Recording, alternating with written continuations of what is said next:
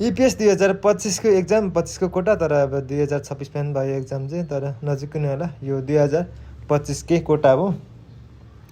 एक्जाममा सहभागी हुने साथीभाइहरूले चाहिँ अब एकदमै अहिले खुल्दुली लागिरहला योचोटि कटलाइन कति होला भनेर। अब रिजल्ट पनि अब केही दिनपछि आउँछ, 2 दिन 3 दिनभित्र रिजल्ट आइहाल्छ।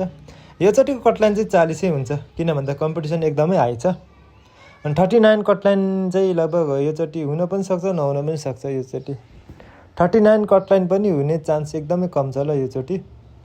38 37 अब कटलाइन चाहिँ अब योचोटि चाहिँ लगभग हुँदैन नै, लगभग एकदमै गाह्रो छ।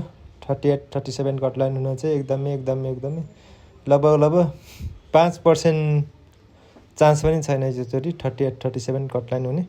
39 कटलाइन नै अब योचोटि लगभग 50% मात्र हो।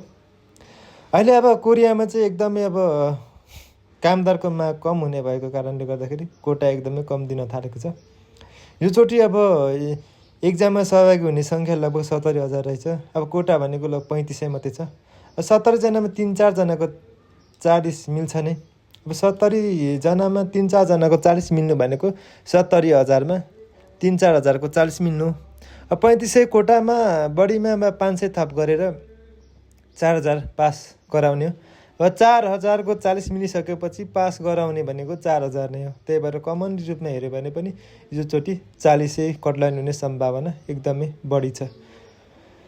अब अहिले चाहिँ त्यही हो, कोरियामा एकदमै कामदारको माग कम छ। अनि धेरै पास गराएर अब भोलिपछि अब नलगेपछि विद्यार्थीहरूले अब आन्दोलन गर्छन्, आन्दोलन गरिन्छ। त्यही भएको कारणले गर्दा त्यही डरले पनि कोरियाले चाहिँ अहिले कोटा कम दिने अनि कम पास गराउने गरेको छ।